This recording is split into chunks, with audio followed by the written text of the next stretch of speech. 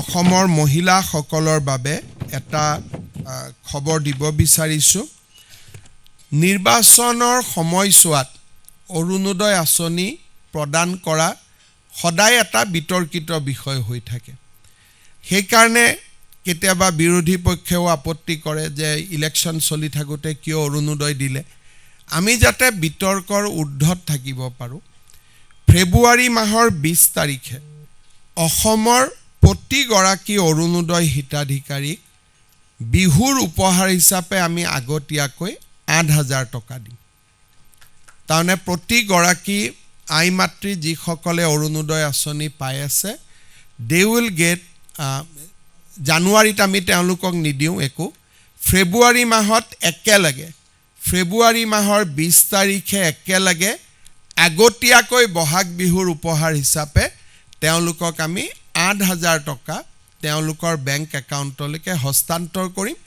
তেতিয়া আৰু বিহুলৈকে তেওঁলোকে সুন্দৰভাৱে তেওঁলোকৰ বিহু পালন কৰিব পাৰিব।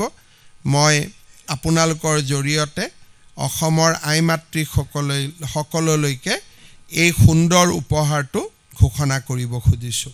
অসমৰ মহিলাসকলৰ বাবে এটা খবৰ দিব বিচাৰিছোঁ। নিৰ্বাচনৰ সময়ছোৱাত অৰুণোদয় আঁচনি প্ৰদান কৰা সদায় এটা বিতৰ্কিত বিষয় হৈ থাকে। সেইকাৰণে কেতিয়াবা বিৰোধী পক্ষেও আপত্তি কৰে যে ইলেকশ্যন চলি থাকোঁতে কিয় অৰুণোদয় দিলে।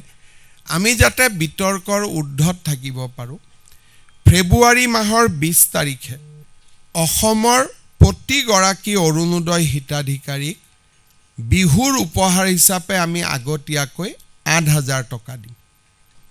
তাৰমানে প্ৰতিগৰাকী আই মাতৃ যিসকলে অৰুণোদয় আঁচনি পাই আছে, দে উইল গেট জানুৱাৰীত আমি তেওঁলোকক নিদিওঁ একো, ফেব্ৰুৱাৰী মাহত একেলগে ফেব্ৰুৱাৰী মাহৰ 20 তাৰিখে একেলগে আগতীয়াকৈ বহাগ বিহুৰ উপহাৰ হিচাপে তেওঁলোকক আমি 8,000 টকা তেওঁলোকৰ বেংক একাউণ্টলৈকে হস্তান্তৰ কৰিম।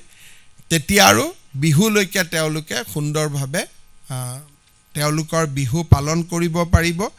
মই আপোনালোকৰ জৰিয়তে অসমৰ আই মাতৃসকললৈকে এই সুন্দৰ উপহাৰটো ঘোষণা কৰিব খুজিছোঁ।